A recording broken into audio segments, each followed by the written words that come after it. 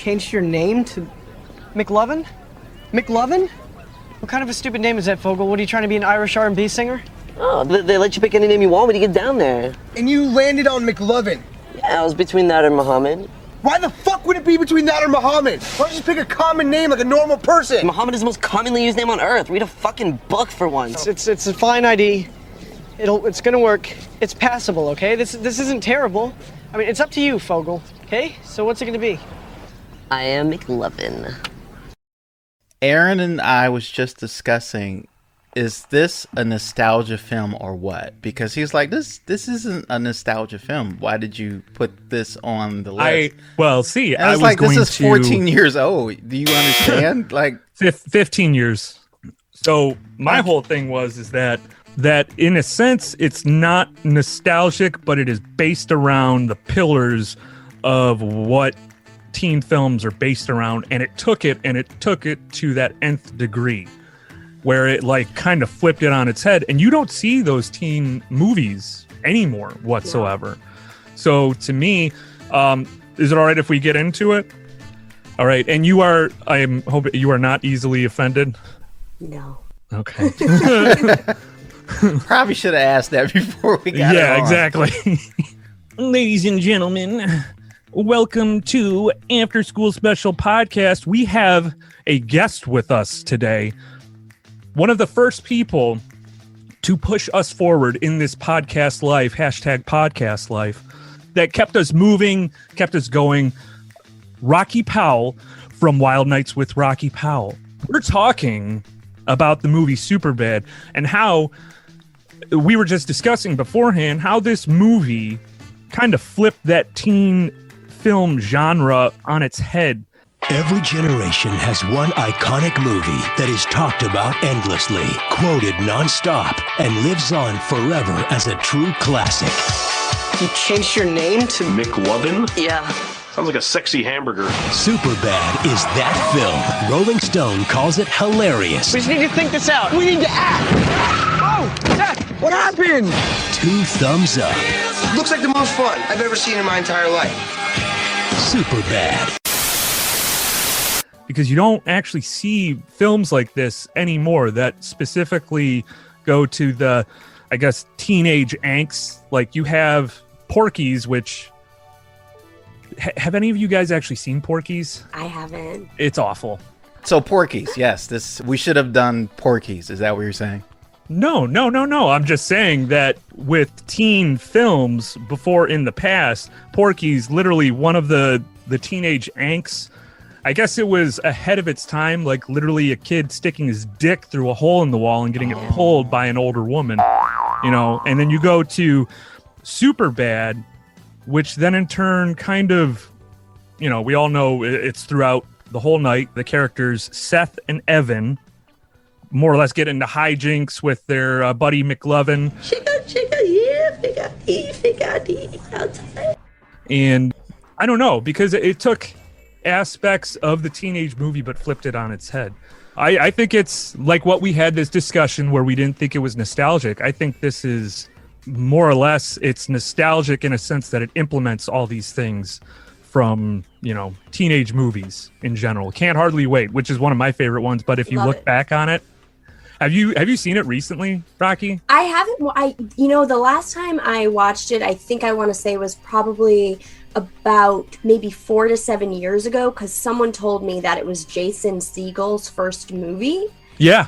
And so I love Jason Segel, and I think it was at the time when I started watching How I Met Your Mother and binged it to the last season. So whenever the last season of How I Met Your Mother was the last time I watched Can't Hardly Wait. And yeah, that one doesn't, I like that movie. It doesn't do it for me the way Superbad does, maybe because I was younger when it came out. But when I was in high school, it was I believe it was my senior year or junior year when Superbad came out. Yep. And I had a really fortunate high school experience. I had a really close group of friends that loved to party and have a good time. And we had a friend who was the manager of a movie theater. Oh, so shit. All those classic movies I would see for free. And I could see them multiple times. So like it was the Dodgeball era, it was the Anchorman era, it was Wedding Crashers, Superbad. And I remember being at the movie theater at 11:30 the night before Superbad came out, and at midnight watching it the second it came out. So that's why it's a little nostalgic for me. No, actually, that makes more sense. I guess Yeah. nostalgia is in the eye of the beholder. Like for me, my whole thing with Superbad. Now, I remember watching it. I had, and I know you've listened before, Rocky. Like my high school experience sucked. I watched Can't Hardly Wait, thinking that my high school experience was going to be that, Right. but instead it was kids yelling slurs at me for no apparent reason because of the way that I looked, or because, hey, maybe I was into Yu-Gi-Oh for a second, maybe Right. I dressed as a juggalo for a minute trying to find friends, but Focus, as focus. I guess, like, and then watching Superbad with my friends, like, I guess it wasn't, I'm trying to think of, Cartoon Network was super important for us. Yeah. South Park was super important for us. We Still hadn't, is. yeah, and like I graduated 2003. Okay. So like the things that I remember, the film that's like nostalgic for me, which comes right out of the same time period, is Lord of the Rings. Two Towers, all that stuff. I was, well, I didn't dress up in the garb. Yeah, or you anything did. And like that shit was For boring. sure. Yeah. But that shit was long and boring. That's What are you talking about, man? I don't know. That's just me. I like it now when I get high. I don't know. Smoke weed every day. You You might like it. The Hobbits. Get I've high. Seen. The Hobbits I've seen. No problem. I can do that. Yeah, now, if I watch it, I might like it. And Porky's. I might like what. No, you wouldn't shit. like Porky's. Porky's is just an Oh. all-around terrible movie, but it's part of that teen like genre. I'm trying to think of what you like. You have 16 Candles. I just, since Superbad, that's my whole thing. Is like you haven't seen anything like it. It's more, I guess, college based, and then Hollywood kind of. We're all the same generation. Yeah. Millennials. And they kind of went with that, and now it's pretty. It's got Marvel movies. I guess with my question with Superbad, the teenage movie diet, like how do you think is the next step for the film industry? Because to me, I think they're running out of ideas. Oh yeah, I would agree hard. I will also say Jonah Hill's sister, which her name always escapes me, Beanie Fenderson or Felderson. I'm sorry if she's listening.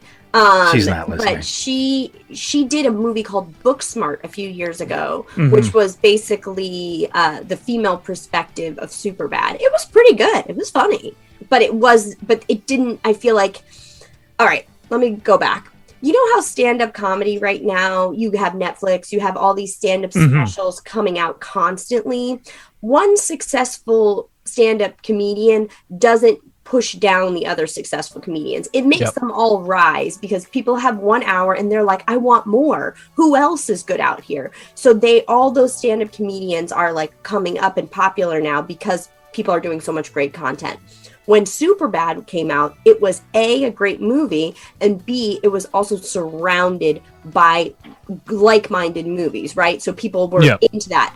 But for your question right now, Marvel, superheroes, all that stuff, it seems to be what the people are getting. So it's what the people want. They want more of it. And I think that's why a really good comedy movie is not happening like it used to. We used to be able to get a good comedy every 3 to 4 months. And now it's like you can't. And if we do get a good comedy movie, it gets on a streaming platform and kind of falls under the radar. Exactly.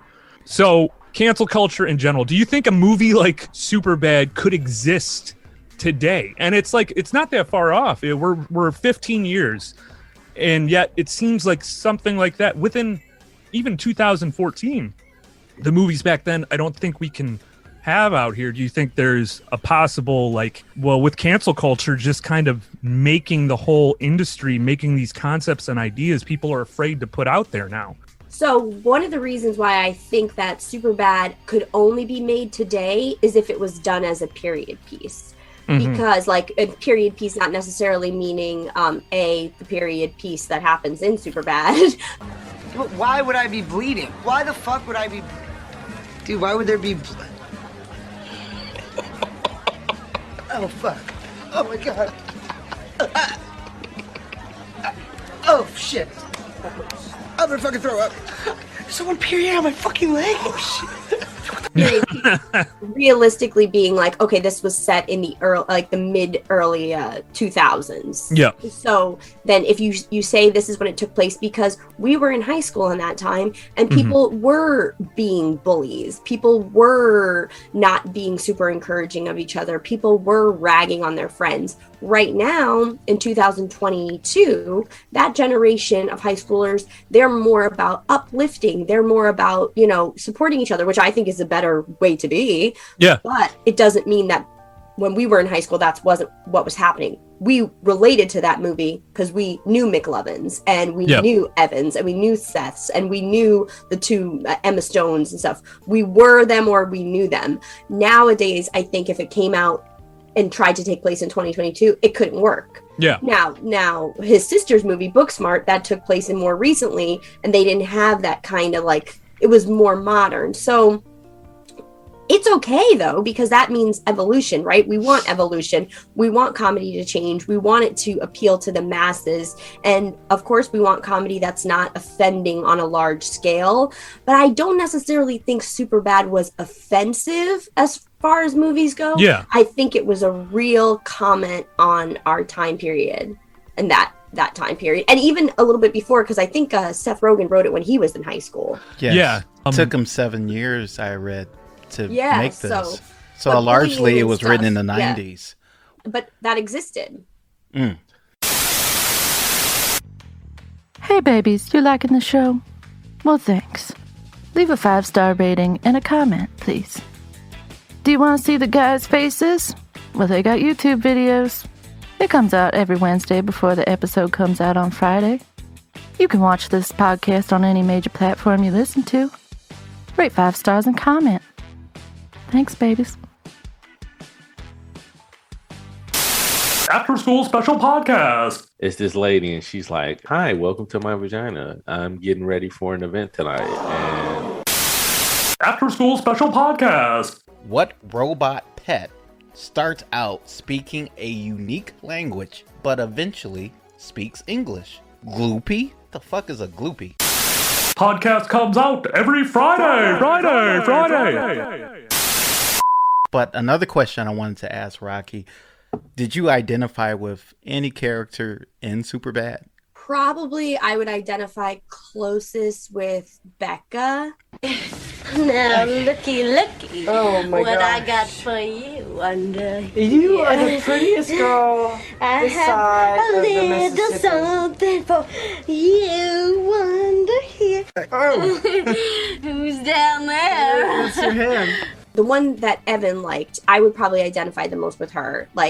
Kind of could talk to everybody in high school, would probably be at a party like that. And just fun time gal. I know I'm going to butcher the name. The person that played Becca, Martha Mekisak. Mekisak, I think I'm butchering it. Whatever. You got the Martha right. We got the Martha. There we go. M. Martha M. Yeah, I like that. Well, Don, what character do you relate to the most? So I saw this in 2007, and you and I both were, 3-4 years removed from high schools? But to be honest, I was just starting to phase out of that mindset of seeing high school films and relating to it. I was starting to just, honestly, I didn't relate to anybody. As you know, there's not a lot of black people in the film. But no, there is not. No, there's only one, and she was the cashier, and she also played in 40-Year-Old Virgin, that actress. However, nobody at the party, even the older crew. It was one black guy. Because you know what? I saw this movie one time in 2007, and I thought it was hilarious. And then I saw it again because I knew we were doing this show, and it was still fucking funny. That's how I knew this film is funny. I think I'm a combination of McLovin and probably Evan. But I wasn't as smart as Evan, and I wasn't geeky cool as McLovin. So I was in the upside down place in high school. I went to a Catholic school, and we wore uniforms. I hated it. College is where I broke out. That's where I met my lover boy here, Aaron, and bestie. yeah, we went to film school, and it was. Yeah, we call it film school, Rocky, but it wasn't fucking. It wasn't. It's literally like they showed cameras films put together with like tape and like shit, like crayons and wax and. Where'd you guys go? Wayne State. Oh, is that in New Jersey? Detroit. Oh, okay. Detroit, Midtown. Tom Actually, Sizemore went there. 818. 313. 313. Okay. Oh, everybody in the 313. Hey, wow. See, that's what I thought I was saying. Yeah, I thought I was saying 313, but I said Bomb spaghetti. And you're originally from Connecticut? Yes. I'm originally from Connecticut. Went to school on Long Island, right outside the city. Moved to the city the second I graduated. Like literally graduated. My parents packed up my dorm room and we moved into my apartment in Brooklyn. Damn. It seems like you were very popular in high school. Do I have that right? I would say it wasn't that I wasn't popular because let's be real, I did win class treasurer by 400 votes. Jesus, and landslide. The other 3 girls that ran against me won by 75 combined. Or lost by 75 votes combined. So I won't say that I was unpopular, but there were definitely a cool echelon of people. I hung out with the theater kids and we ranged in age. Like it didn't matter if someone was a senior, junior, freshman, sophomore, whatever. And we had like a tight crew. It was about 10 to 13 of us. We rolled together. So I was partying with my friends every weekend. I didn't want to hang out with my friends in high school unless they were in my friend group from theater. And then when the older kids graduated, I was going to UConn, University of Connecticut, to visit them. I was going to I was going into the city to visit my friends that were in school there because I just wanted to be with my friend group. Mm-hmm. So if there were popular parties like that were happening in Superbad, I was having a hotel party, drinking Georgie with and Smirnoff, with my clique. So sophisticated. I got along with everybody, and I wouldn't say I was uncool by any means, but I had no interest in high school parties. I just wanted to be with my friends. Well, the premise of the film is that these 2 characters, Seth and Evan, are basically being confronted with, hey, are we going to be friends still after we go to college? And my whole point of asking that question is, did you feel like when you went to college that you were still going to have that bond with your friends that you left? Or I guess really did you have that bond still, or did it change? I would say yes and no. Mm-hmm. So the first weekend I was in college, my friend Katie, who I saw Superbad with, she was still in Connecticut because that's where she went to school. And my first weekend away, I was hop on the train and come stay with me in my dorm. And so she hopped on the train and we stayed really close for a couple years. But the friend group that I had in high school, a lot of them still stayed friends because they all stayed in Connecticut. And I would say my friends that moved away, those are the ones I stayed close with. So out of that 13 friend group, there's 2 people I'm still close with. One of them was at my family birthday party yesterday with her son, her new baby. And then the other lives in my neighborhood in Queens, even though he went to a different college. But he lives in my neighborhood and we're still tight. I'm actually roommates with his best friend from college. So it's so those are the 2 I stayed really close friends with. And I have no beef with the other ones. We just kind of grew apart. Yeah. And I went to a couple of their weddings and stuff. But they're there and I'm in the city. So I was worried about that. But I will say my friend group now is primarily my college friends. And we're extremely tight. So I went from one tight friend group to another.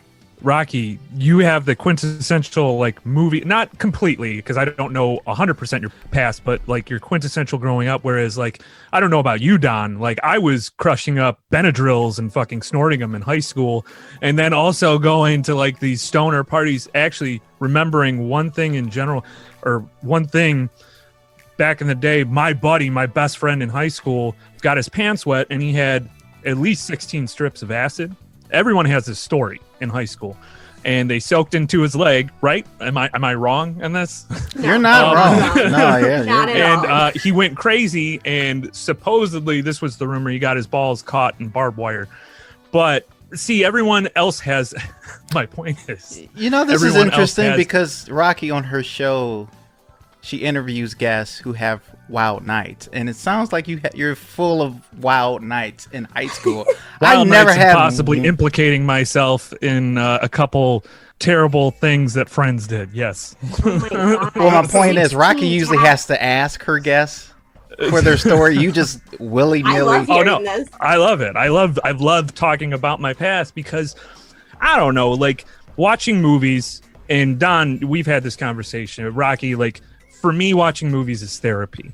Yeah. You have a lot of stuff that happened in high school, whereas other people had these, almost cinematic, but you still don't know their history.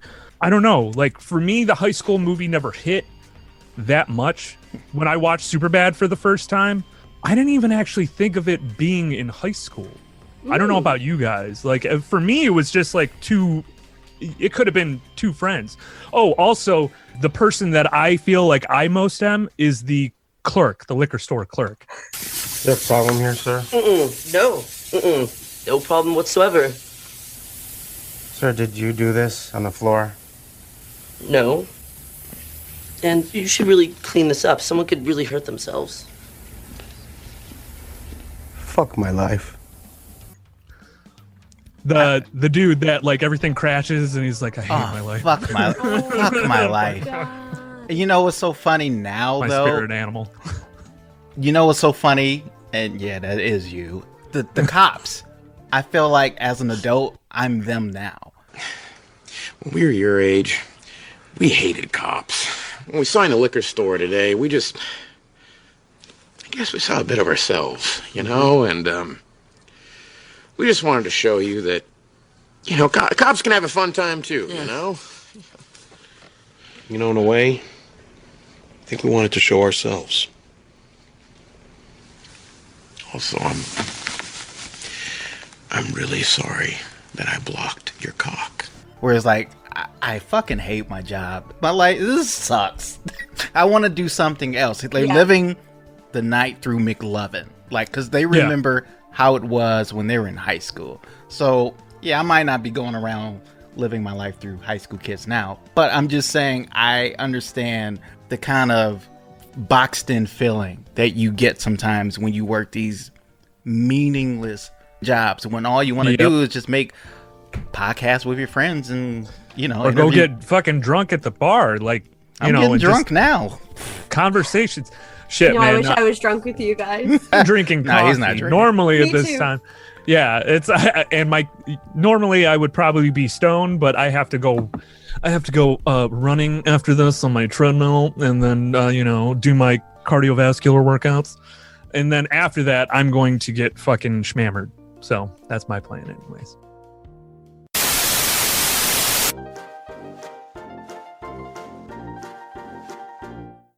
Tired of all the same political podcasts, or the same nostalgia podcasts, or Amber Heard shit in the bed?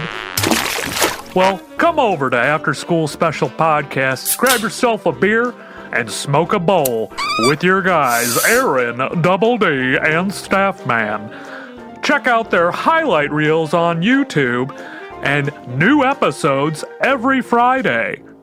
And don't forget to rate 5 stars and subscribe. How was that? Was that a good recording? Okay, I have to go take a shit. Superbad in general, then I guess, like, do we say that it transcends quintessential teenage movie? I would say yes. Honestly, I'm still quoting it. My friends still quote it. And like people I didn't even see the movie with, we still quote it with each other, and we weren't even together when we saw it. One thing we always say, people don't forget. Get out of here and we'll talk about this later. Fuck, Evan, we're down 2 points. Fucking calm down, Greg. It's soccer. It's soccer. Fuck you, man. Hey, Greg, why don't you go piss your pants again? That was like 8 years ago, asshole. People don't forget. When he yells that at James Franco's little brother. Yeah. People don't forget. I love that line. Because they don't. So, Rocky, I wanted to actually, because we are discussing Superbad, but I do want to discuss your podcast a little bit. Okay. So you're not only interviewing Wild Night, these entertainers Wild Nights, but it's actors, actresses, improv artists, comedians. How did you get the kind of idea? Just because you're involved with the improv community, the acting community and whatnot, you were just able to like get in that way? Or it seems like you have to do a lot of footwork with your podcast It's in constant. general. It's constant. That's what I kind of thought. Yeah. And I'm totally impressed. Oh man, when I drink, I get a little loud. I'm totally impressed because it's all you. I mean, sure, there's people that contribute to the show by being on the show, but for you to produce your own show, for you to the rundowns, I always got to. I know you've heard this before, but I always get a kick out of your rundowns and Thank you. the Rocky rundowns and your monologues, and it's excellent. And Thank you. but I'm more impressed because, like, damn, it's you, man. Like, I try to do some of the background stuff for us, and I'm like exhausted and shit. And then I hear you, I'm like, damn, she makes it just sound easy. Rocky. But my whole point is, so you started. Well, Aaron's whole point. I'm sorry, I just took your shit. No, you're good, You dude. guys are one. We are one. Ebony Ivory. So you started in, correct me if I'm wrong, December 7th, 2020. Yes, sir. Yes. My first episode. First episode, and I saw your other interview with Greg Sowell, which was a great interview. It was like, oh. Yeah, he just randomly found me. Isn't that crazy in this whole thing? But yeah, he did. It was excellent. But he's a good guy. But my whole point is, do you think you would have done this podcast if the pandemic never happened? I can't honestly say that I would. I know that in February 2019, and I remember sitting in my living room and thinking, I think I want to start a podcast. And I contacted my friend Rich Templeton, who's a comedian in New York City, and he was also my first guest. Rich is so subtly and outwardly funny, but he doesn't ever need the spotlight. When the spotlight is on him, he's gonna shine, and he's hysterical. He's actually in if you look it up, I had a small role in it too, but it just hit theaters. The movie Blacklight.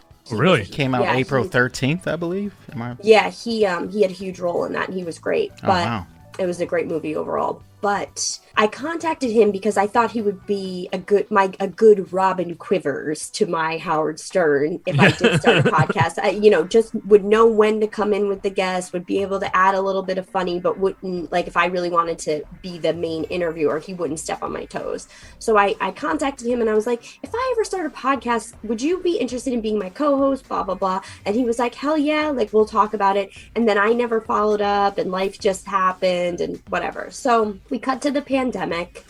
Obviously we don't want to see anyone die. We don't want to see, the pandemic was horrible for the whole world. Personally, spent a lot of time with my family, collected unemployment, drank, smoked, chilled, and didn't have to wait tables. I was chilling. I missed the social aspect of it, but I also live with my brother and my friend. So his girlfriend was over all the time, and my one friend that I said I was friends with from high school, he lived down the street. So that was our bubble. So we had game nights, we had park nights. Like, I never missed out on the social part that a lot of people missed out on the pandemic. And then my family, when I would go to Connecticut, we would test.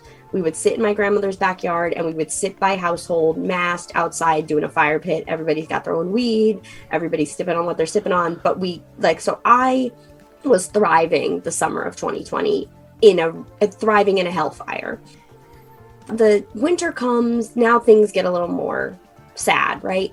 Cases start spiking again. We can't go anywhere. We can't do anything. We're locked in, but this time we're locked in, and everybody's got to go to work, and everybody's got to do, and like the people I was hanging out with, like, I'm watching my brother, who was in the trenches as a server in New York City.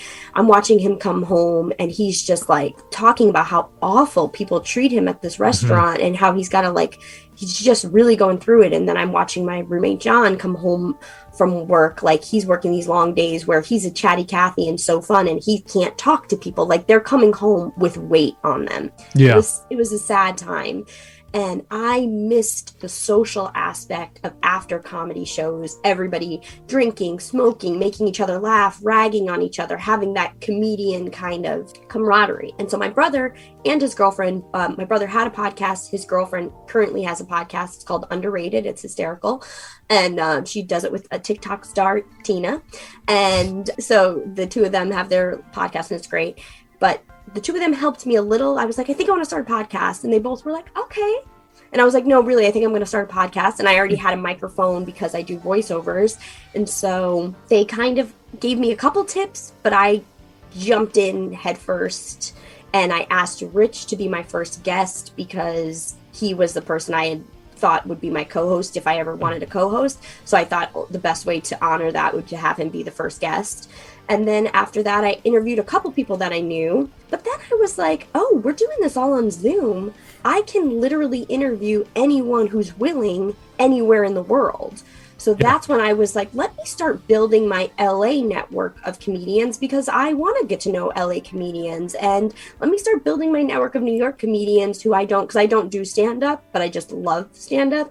Yeah. And I was like, let me start reaching out to some New York comedians that we have mutual friends. And then it's just built from there. But that was the origin of starting it. And then once I started it, from December until August, I was still on unemployment. I was waking up, working on the podcast all night, on it all day, every single day. If I wasn't working on it, I felt guilty. If I wasn't working on it, it's what I wanted to be doing. Still to this day, if I'm not working on it, it's what I want to be doing. So oh man, when I had to I'm go back sorry, to you're work, preaching. Yeah. I miss those days, unemployment and just editing our show for 20 hours plus. See, that's where I think ours is different because it was originally it was John and I that started this, and then of course, like I had talked to John about, hey, let's bring Don on, and let's just talk and hash stuff out. And it was for us, it was more built out of necessity. I worked throughout the entire pandemic. I work in manufacturing, and I do like electrical work and whatnot. So we were nonstop, and for me, it came out of necessity for not wanting to quit my job because I have 2 kids and I need to make sure that, they're supported and whatnot. But back in 2007, you heard none of this, or at least from what I can recall. 2007, no mental health. This is before texting, really. This is before smartphones. Right. And this brings us back to Superbad because in the movie, you only hear like one reference to one social media outlet, and that was MySpace when that weird guy was like, or LiveJournal. Is it LiveJournal? Something like that. Maybe, but it was only one. But my whole point is, it kind of brings me back to that time where MySpace was still a thing. Facebook was, I think at the time, was still only for college people. Like you had to have a college email to access. Do you guys remember that? 2007. Yep, I do. Yeah. So watching this movie again 15 years later, it was like, oh yeah, damn, this was before Facebook was really a thing. This is before Instagram, and it was like you still had to do things the old way, get a person's number to contact them, make dates, make plans. And one of the things, it was just texting. It was just texting. Yeah. It was just texting, no Zoom, no none of that. But favorite part in the movie for you, Rocky? Favorite part in the movie, I like when when Evan and Seth get to the party, like the older party, and I like when they're making him sing. Yes. I love when they're making him sing. I forget what song. It was a Guess Who song. Sing. Sing it again. Turbo. These eyes cry every night for you. These arms they long to hold you again. Boom, boom, boom. The hurting's on me, yeah. Talk about the hurt. And I will never be free. No. Yeah. You gave a promise to me, yeah, and you broke it. You broke it, honey. These eyes are crying. These eyes have seen a lot of love, but they're never gonna see another one like I have with you. These eyes are crying. These eyes have seen a lot of love, but they're never gonna see another one. Something. Every time I see you.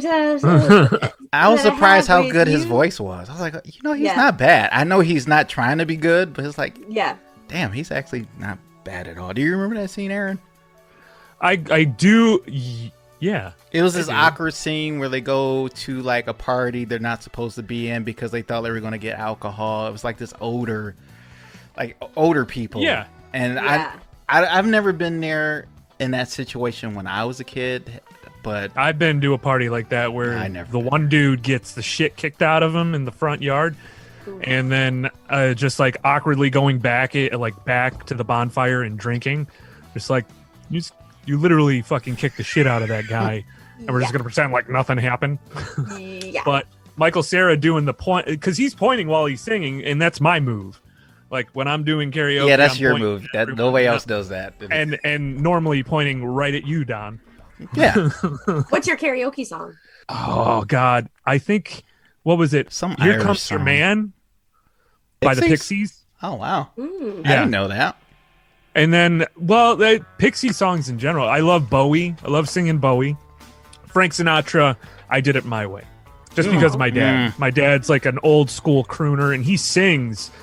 Grosse Pointe, Michigan, like he sings, he does that, but his whole paycheck that he gets from doing that is usually wasted at the bar. So I thought he love you, Dad. I thought he liked singing Seal songs. Oh, he does. Yeah, Kiss from a Rose. Yeah. When we drove our boat earlier episode, yeah, so Rocky, my family came from Means, and then my dad totally just like kicked. You know what? I'm not gonna even say my dad.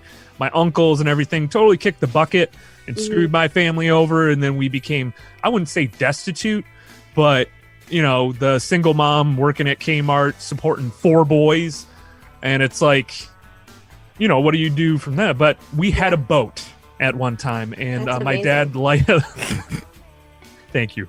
That's pretty cool. And then he would play Kiss from a Rose over and over and over again. So it brings up good memories, and I love it. I worked at Kmart. No Kmart? shit.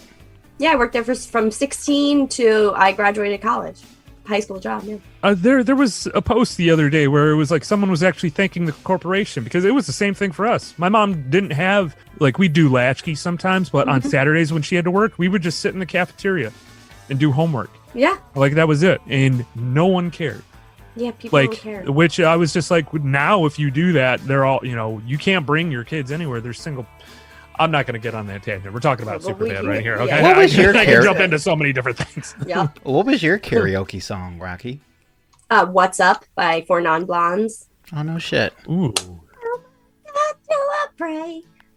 I've sang it everywhere. I've sang it in Mexico. I sang it at my friend's wedding. I sing it every time I go to karaoke. I don't know. I love it. Was there like ever a time where you auditioned for a part you thought you really should have got, but you didn't? Yeah, senior year, Steel Magnolias, Weezer. Isn't it weird that you can you can remember it instantly? Listen, Emma, I love you. You are incredible, but I think I should have been Weezer.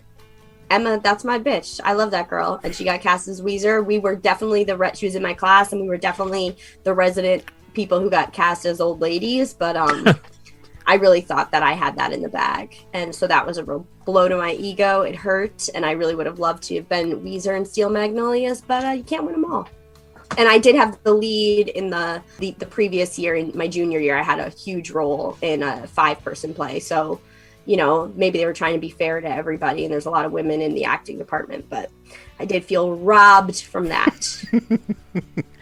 I think that especially with this or anything creative, you have those insecurities in a sense, and it's just trying to get over them. I know I'm like, actually, you know what? To be honest, I texted Donna. I'm like, I feel like I'm fucking awkward right now, and he said the same thing. It's like we're trying so hard to be as professional. Yeah, we're holding it together for you, Rocky. Yeah, we kind of like, are. Literally, I have I've felt so comfortable the entire time. You guys are okay. Oh, thank you. Oh my God, no. Now we really can let it loose. Please, I'm having so much fun. So like the entertainment aspect is like a lot of it. I think just comes from self-doubt and whatnot, and starting in those earlier years to try to bring it back to Superbad. Always.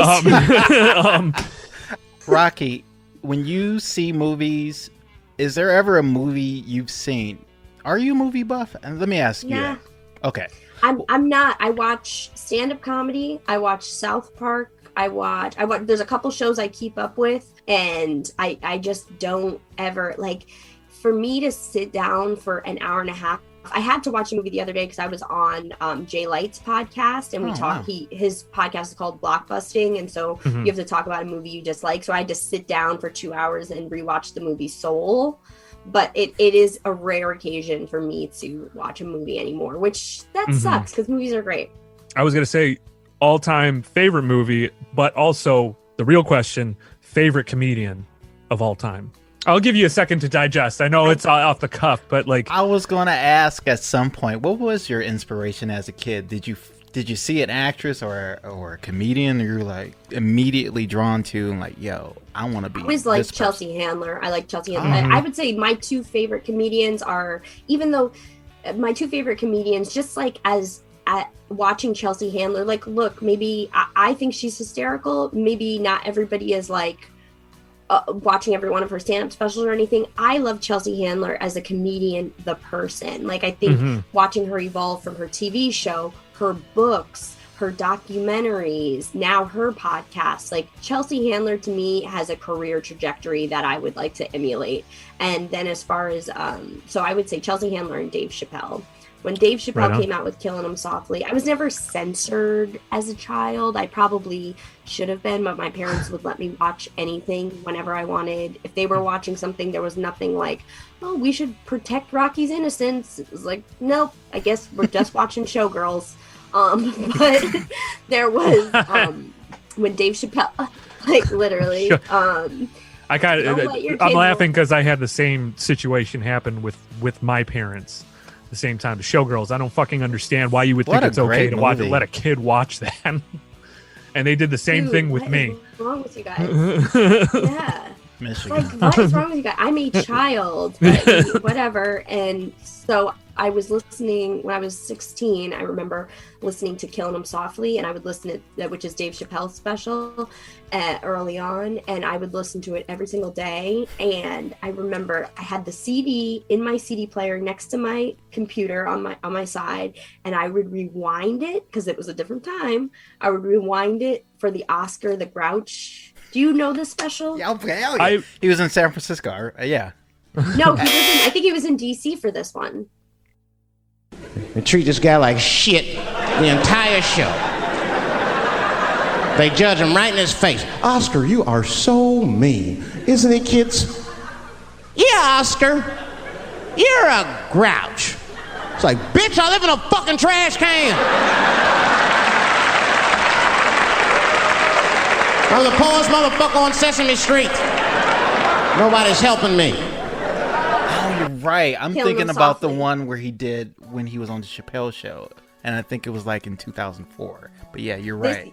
This was, Killing 'Em Softly, I think he recorded in Washington. I could be wrong, but I No, believe you're it was right. Washington, D.C. And he talks about the Sesame Street characters and how everyone is so mean to Oscar. And he's like, yeah, Oscar, you're a grouch. Bitch, I live in a fucking trash can. Nobody's helping me. That's like the most iconic joke of all time. It's the nobody's helping me. And so I remember sitting at my computer, typing it and making it my away message. And look, Dave Chappelle is saying a lot of wild stuff these days. A lot of wild stuff. I was going to ask you, is it tougher for you as a comedian and a performer in this climate to make edgier stuff like that? Like, or a Superbad? You said, I kind of disagree with this. I don't think you can make that film today with the things that they were saying. You can't make that today. That's why I'm saying I don't think you could make it unless you made it a period, like unless it was specifically saying this was this time period. You couldn't make it for high school today, but if you like recognize, if they acknowledge that it was whatever year it came out, if they acknowledge this is high school in 2007, then I think they could get away with it. But I agree as far as the terms of making it these days, yeah, they said some wild stuff. But has it affected your performance in general? Like, okay, maybe I shouldn't touch that subject. Sometimes I think I am finding my voice as a comedian, and I'm trying to evolve with everything. And I do try to be sensitive. Like, there are some things that maybe I would say with people I'm close with, like everybody. You say some things that, you know, maybe wouldn't make it to the podcast, or there's some stories that wouldn't make it to the podcast. But that's what makes like those moments with the people you're closest to special. Nothing hateful, obviously, but just like our behind the scenes jokes, you know. I feel like everyone has those, but maybe I'm wrong about that. But I do think the humor that I grew up on and the comedians that we grew up on, and even into like late teens and stuff, they do say some things that we have to evolve against and that are harmful to communities. So we have to be cognizant of it. I'm not deaf and blind to what Dave Chappelle has been saying about the trans community.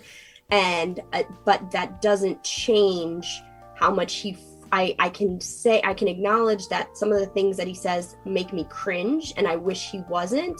But I can also acknowledge that for 16 years before that man, I don't miss a special that man did, and I was very influenced by his comedy and mind. But I guess we're coming to the end here. Rocky, Wild Nights with Rocky Powell. Thank you so much for coming on. Where can people find you? Where can people listen to your podcast? When does your podcast come out? Like your schedule? Absolutely. First and foremost, thank you both for having me on. This was 100%. Such a treat. Great way to spend an afternoon. So many laughs. So thank you both for making it such an enjoyable experience. Very well. My podcast, like you said, is called Wild Nights with Rocky Powell. I have new episodes every Monday at noon Eastern Standard Time. I'm on Instagram at Wild Nights with Rocky, also TikTok at Wild Nights with Rocky, and on Twitter at Wild Nights Pod. All of those places you can find my link tree, and that will lead you to all my links. I have Patreon. Yeah, there you go. Hell yeah. $2 and $5 a month if anybody would like to join. $2 and $5 a month. $2 or $5. $2 or $5 a month. Is there? Did you already give the ID for that too? I didn't, because I don't know it offhand. But if you go, you can type in Wild Nights with Rocky Powell on Patreon. But if you go to any of my social media, you can click the link tree. It's right there. Yeah. We'll put all your links and info into the episode details for sure. Appreciate that. I appreciate that, fellas. Of course. So, real quick, just to let our audience know, you have probably noticed that Jonathan has not been around. Well, he is bettering his life and not hanging out with us two degenerates. We promise you he's still on the podcast. He will be back next week. He was graduating business administration, so congratulations. Yay. Half man, you sweet, sweet, sweet man. But we want to thank you again, Rocky, for coming out and talking about Superbad, talking about your life, talking about your experiences, and I think this was pretty good. I think it was pretty good. Yeah. All right. We'll talk to you guys next time. Remember, afterschoolspecialpodcast.com. You know what? That's it. I'm not going to step all over your links, Rocky. So you guys can find us somewhere. Thank you. Hey, everyone. It's Aaron from After School Special Podcast. Like what you hear so far? But don't forget to subscribe and download the show on whatever platform you get your podcasts. And just a friendly reminder, we have new episodes out every Friday. Thanks for listening, everyone. Two Towers, all that stuff. I was, I didn't dress up in the garb. Yeah, you did. And that shit was boring. For sure. Yeah. But that shit was long and boring. What are you talking about, man? I don't know. That's just me. I like it now when I get high. Smoke weed every day.